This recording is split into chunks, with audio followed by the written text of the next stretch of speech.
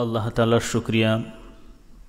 আল্লাহ তাআলা আমালোকক আজি ফজৰৰ নামাজৰ পিছত তফসিৰ কোৰআনৰ দ্বিতীয় নম্বৰ বৈঠকত বহাৰ তৌফিক দান কৰিছে। আল্লাহৰ শুকৰিয়া আদায় কৰোঁ। আলহামদুলিল্লাহ। আজি আমি আলোচনা কৰিম সূরা ফাতিহা।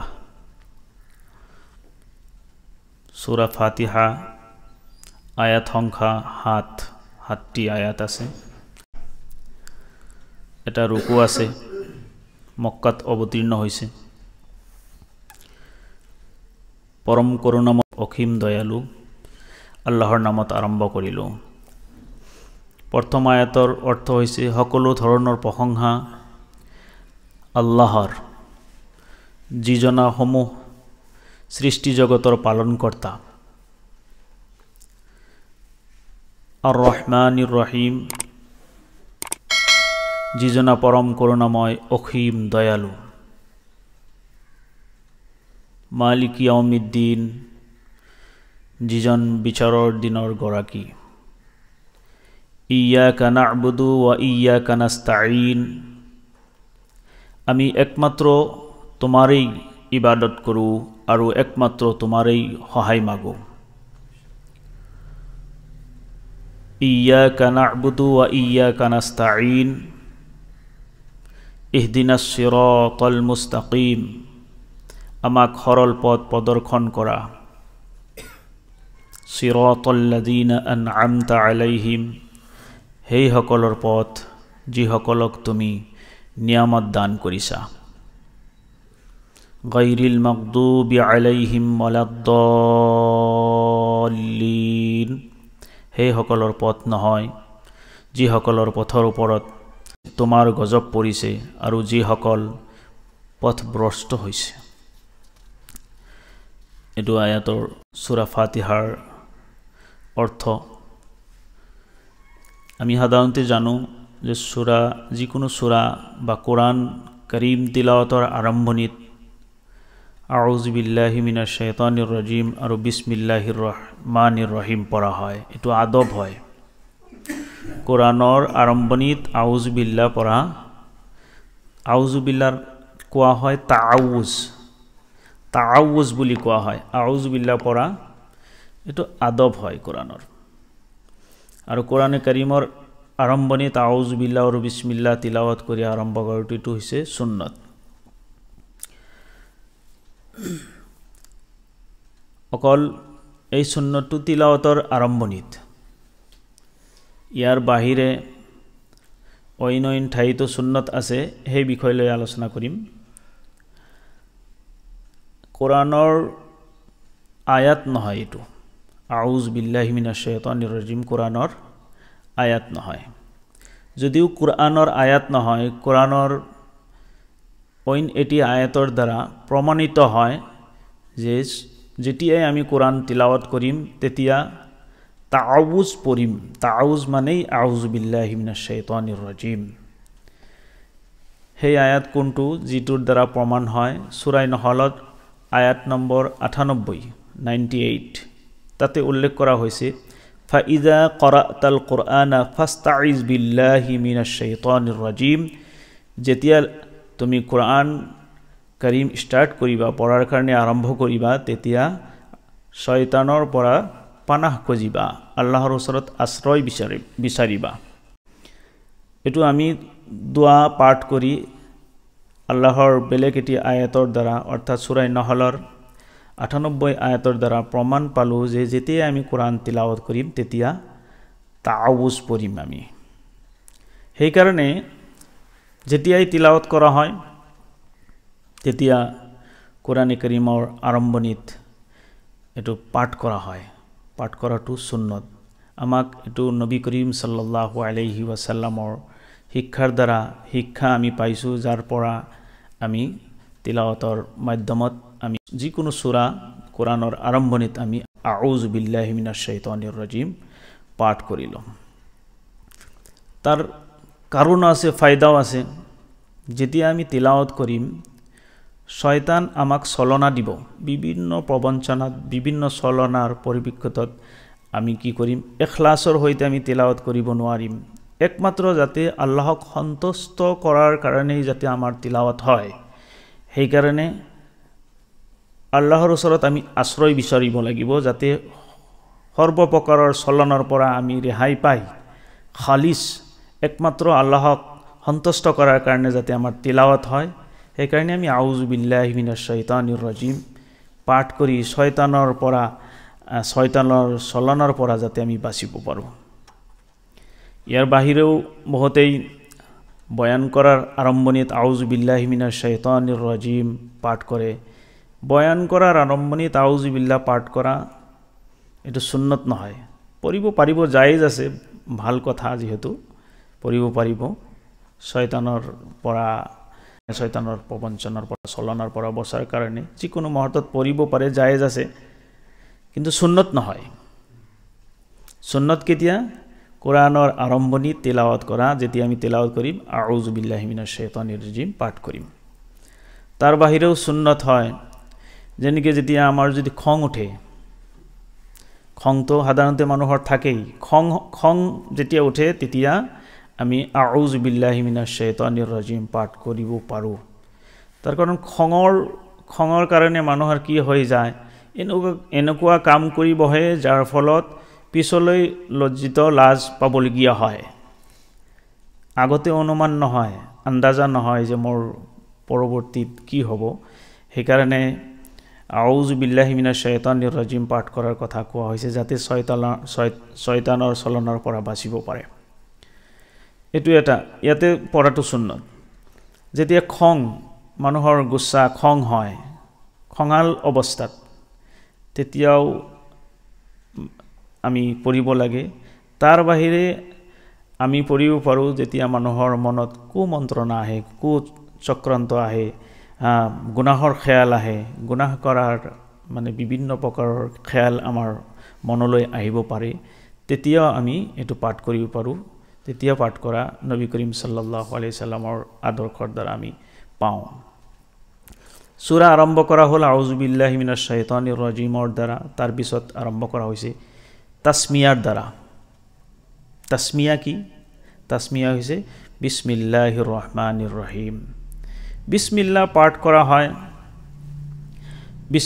পাঠ কৰা হয় এটো সূৰা তওবাৰ বাহিৰে যি 113টা সূৰা আৰম্ভণিত বিসমিল্লাহিৰ ৰহমানিৰ ৰহিম পাঠ কৰা হয় যদিও বিসমিল্লাহিৰ ৰহমানিৰ ৰহিম হযৰত ইমাম আবু হানিফাৰ মতে সূৰা ফাতিহাৰ অংশ নহয় কিন্তু কোৰআনৰ এটি আয়াতৰ দ্বাৰা প্ৰমাণিত এটো কোৰআনৰ স্পেশালি এটা আয়াত হয় প্ৰত্যেক সূৰাৰ আৰম্ভণিত এই সূৰাটো পঢ়া হয় কাৰণ হৈছে প্ৰতিটো সূৰাৰ আৰম্ভণিত এই কাৰণে পঢ়া হয় যে সূৰাৰ মাজত যাতে বেলেগ সূৰাৰ প্ৰথম সূৰাৰ পৰা যাতে বেলেগ সূৰা যেটো আহি আছে তাৰ মাজত এটা গ্যাপস হয় এটা মানে পৃথক সৃষ্টি কৰাৰ কাৰণে মুমতাজ কৰাৰ কাৰণে এটো পঢ়া হয় बिस्मिल्लाहिर रहमानिर रहीम तर्जुमा की अल्लाह के नाम से मैं शुरू करता हूँ जो सब पर मेहरबान है बहुत मेहरबान है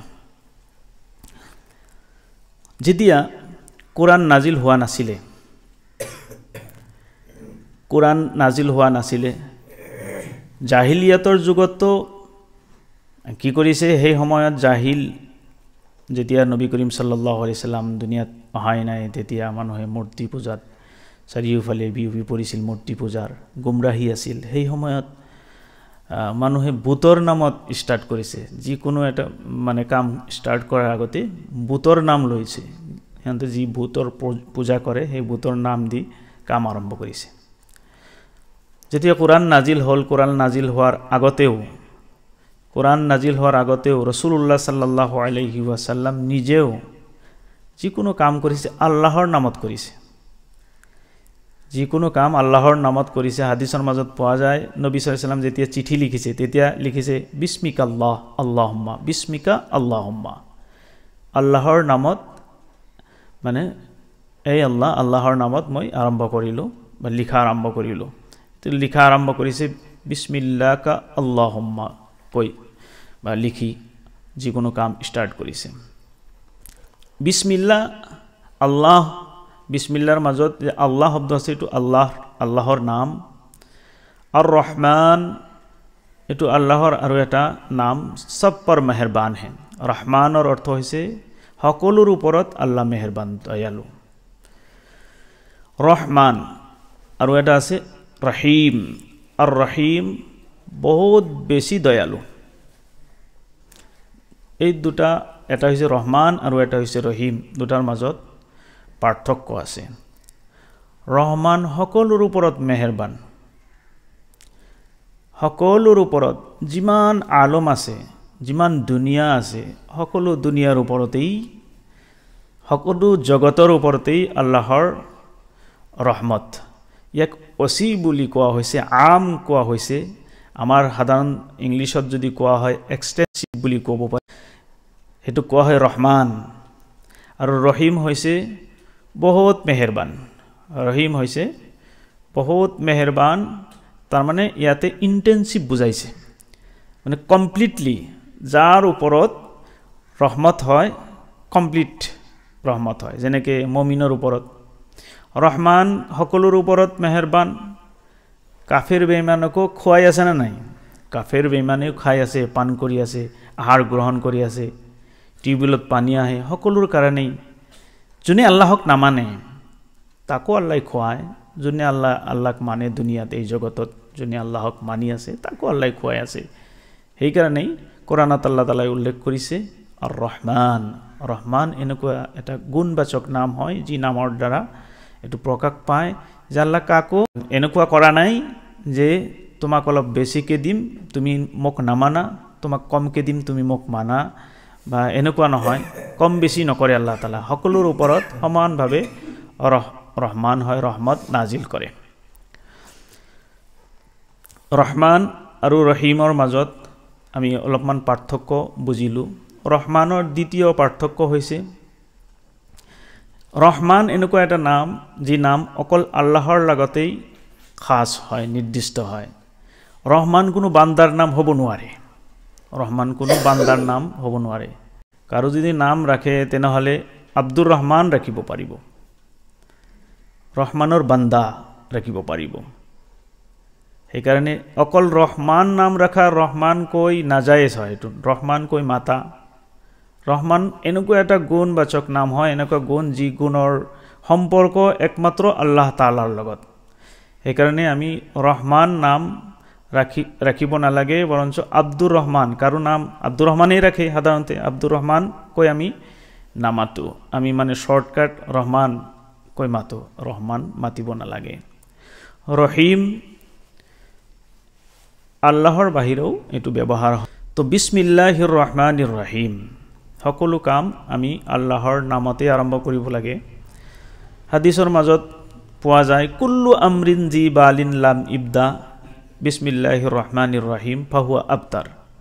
হাদিছৰ মাজত আহিছে যে যিকোনো কাম বিসমিল্লাৰ দ্বাৰা আৰম্ভ কৰিব লাগে, আৰু বিসমিল্লাৰ দ্বাৰা আৰম্ভ নকৰিলে সেই কাম অসম্পূৰ্ণ হয়, অসম্পূৰ্ণ হয়। সেইকাৰণে আমি যি কাম আৰম্ভ কৰিম, কেনেকুৱা কাম, আমি খাই আছোঁ, কিবা এটা কাম কৰি আছোঁ, পান কৰি আছোঁ, সৱাৰীৰ ওপৰত সৱাৰ হৈ আছোঁ, চিঠি লিখি আছোঁ, আনকি লাইট নুমাই আছোঁ, চুইচ দি আছোঁ, তাতো বিসমিল্লাহ।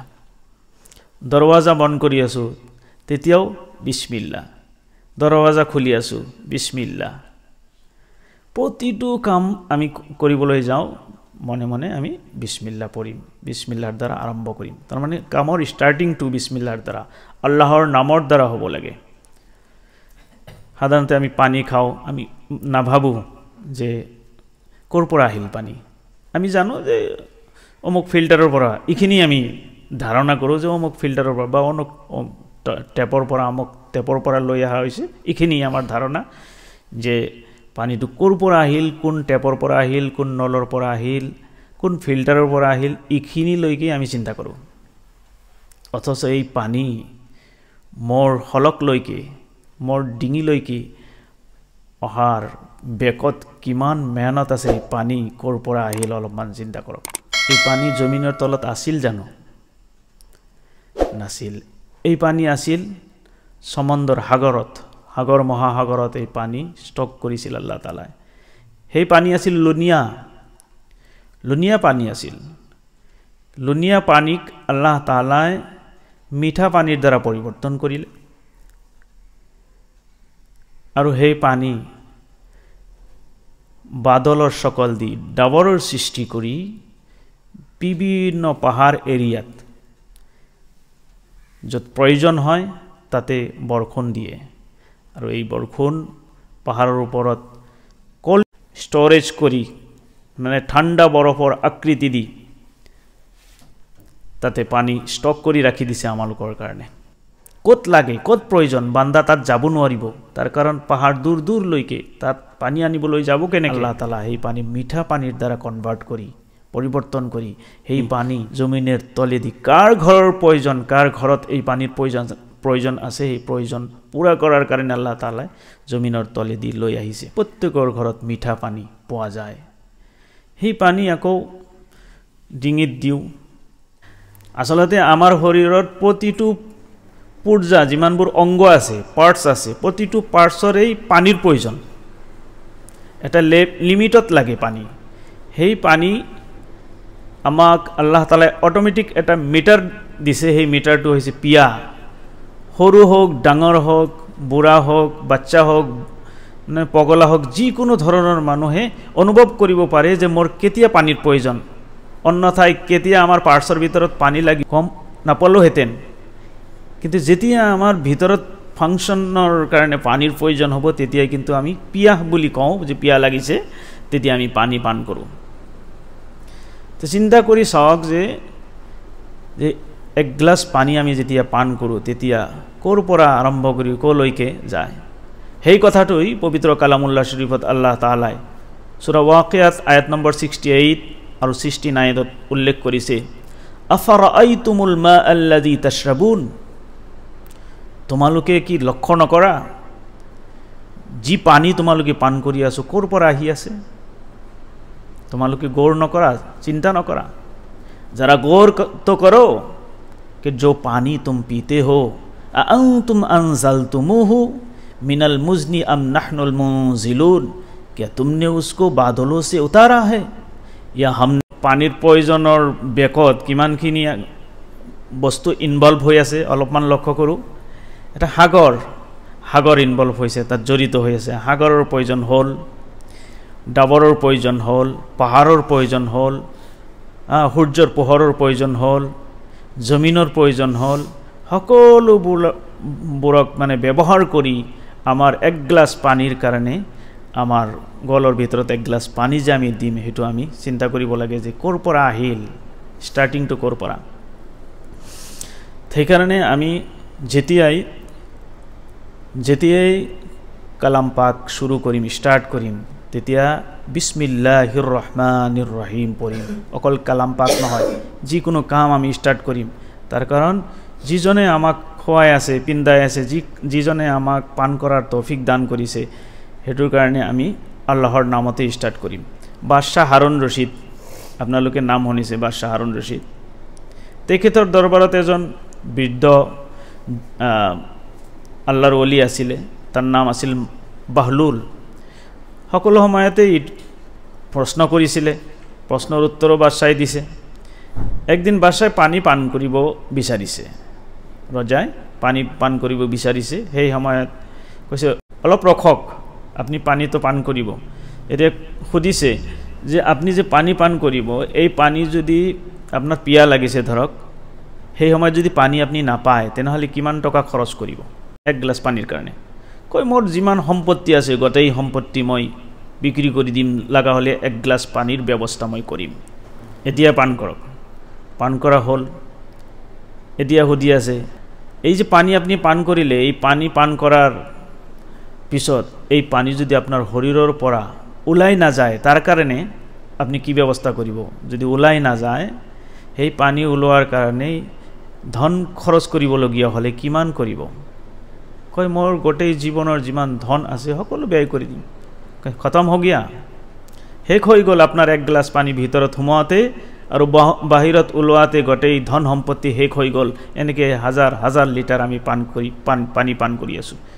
অৰ্থ এটুই ইয়াৰ দ্বাৰা যে আমি আমাৰ একমাত্ৰ আল্লাহক স্মৰণ কৰা, আসল হাকিকি অৰিজিনাল যি আমালোকৰ ওপৰত মহসিন, আমাৰ ওপৰত দয়া কৰি আছে, ৰহম কৰি আছে, তেখেতৰ কথাটো আমাৰ যাতে স্মৰণ হয়।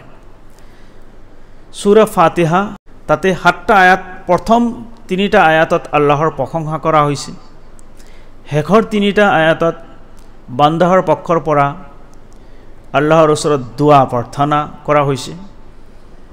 প্ৰথম 3 আয়াতত আল্লাহৰ প্ৰশংসা আৰু শেষৰ 3 আয়াতত আল্লাহ তাআলাৰ ওচৰত বান্দাই প্ৰাৰ্থনা কৰিছে, দোৱা খুজিছে, মাগিছে। আৰু মাজৰ এটা আয়াত দুইটাই সমন্বয়, দুইটাই একলগ কৰা হৈছে, য'ত দোৱাও আছে, আল্লাহৰ তাই প্ৰশংসাও আছে। সূৰাৰ গুৰুত্ব কি? সূৰা ফাতিহা গুৰুত্বৰ কাৰণে এইখিনি যথেষ্ট হ'ব যে আমি যেতিয়াই নামাজ পঢ়ো তেতিয়া নামাজত প্ৰতিটো ৰিকাততেই সূৰা ফাতিহাৰ প্ৰয়োজন হয়। সূৰা ফাতিহা নপঢ়াকৈ কিন্তু আমাৰ নামাজ নহ'ব।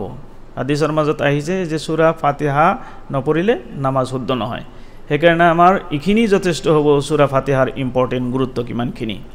নবী সাল্লাল্লাহু আলাইহি সাল্লামে এটা হাদিছৰ দ্বাৰা পোৱা যায়, হাদিছৰ মাজত আহিছে যে रसूल सल्लल्लाहु अलैहि वसल्लम ने যদিও কৈছে এই কথা আল্লাহর কথা হয় যে सूरा फातिहा को 2 हिस्सा में तकसीम किया गया, आधा हिस्सा मेरे लिए, अल्लाह ताला कोई ऐसे आधा हिस्सा मेरे लिए है और आधा हिस्सा मेरे बंदों के लिए है, और जो कुछ मेरे बंदे मांगेगा उसको दिया जाएगा। सुबहान अल्लाह।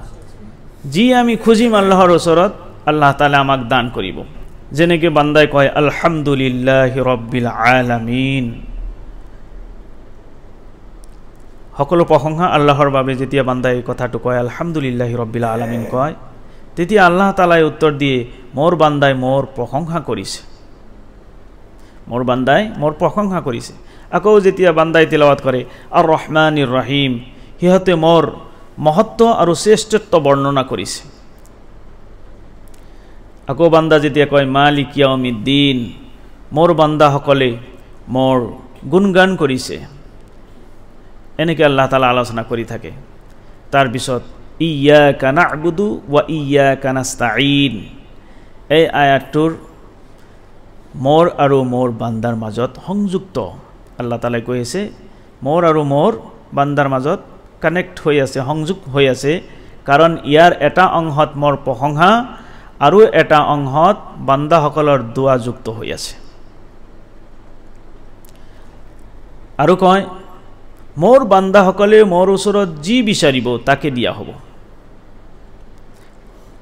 আগৰ আয়াতত উল্লেখ কৰা হৈছে ইহদিনাস সিৰাতাল মুস্তাকিম, এই সকলোবোৰেই মোৰ বান্দাৰ কাৰণে, তেওঁলোকে যিহকে বিচাৰিব তাকেই পাব।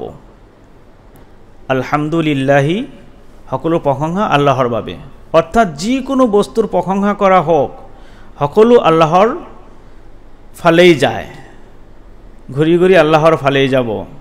আপুনি কোনো বস্তুৰ প্ৰশংসা যদি কৰে, কোনো পাহাৰৰ প্ৰশংসা কৰি আছে, জমিনৰ প্ৰশংসা কৰি আছে, বানানেৱালাৰ ক্ৰেডিট সেইটো।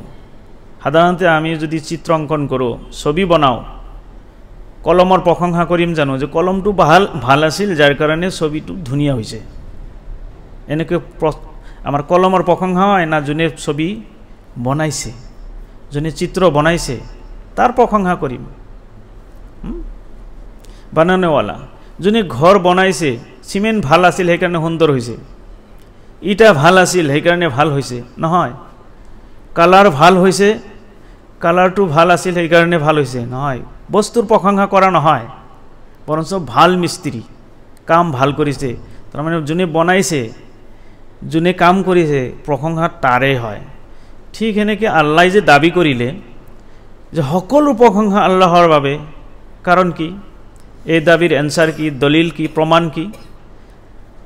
তাৰ লগে লগে আল্লাহ তাআলা আয়াতৰ মাজতেই সেইটো সোমাই দিছে, ৰব্বিল আলামিন। ৰব্বিল আলামিন, আল্লাহ তাআলাই কৈছে ৰব্বিল আলামিন মানে পালনকৰ্তা।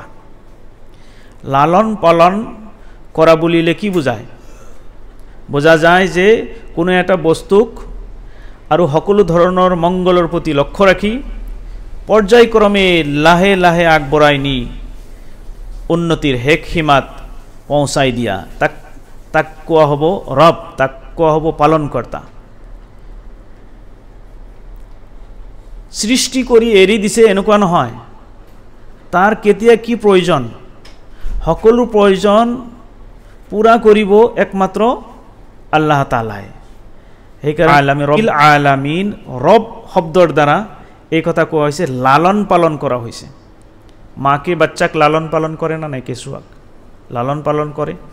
তাৰ কেতিয়া ঠাণ্ডা লাগিল, তাৰ কেতিয়া গৰম লাগিল, যিকোনো অৱস্থাত বাচ্চাক লক্ষ্য কৰা হয়, দৃষ্টি কৰা হয়।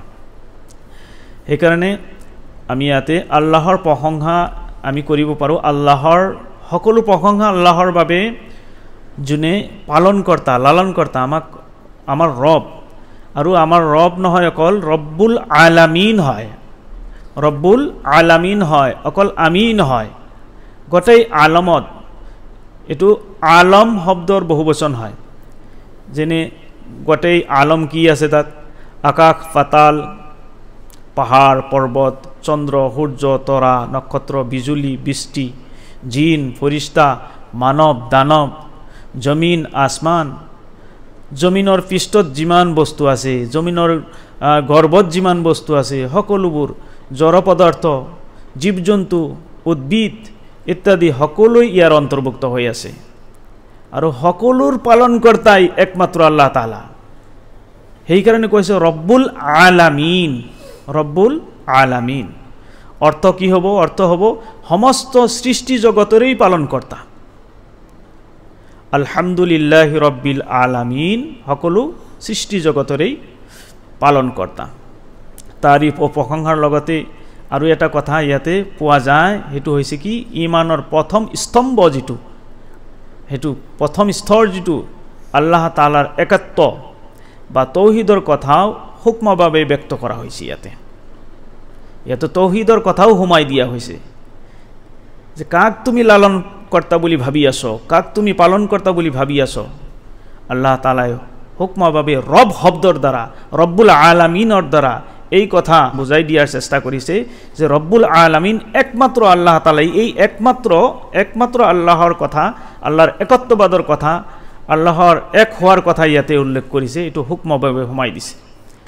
যিকেই নহওক, আজি আমাৰ আলোচনাৰ সূৰা ফাতিহাৰ এটা অংশৰ এটা আয়াত আমি তিলাৱত কৰিলোঁ আৰু সম্পূৰ্ণ তৰ্জমাও হ'ল। কিন্তু আকৌ আমি ইনশাআল্লাহ নেক্সট সেশনত এটা আয়াত লৈ আলোচনা কৰিম।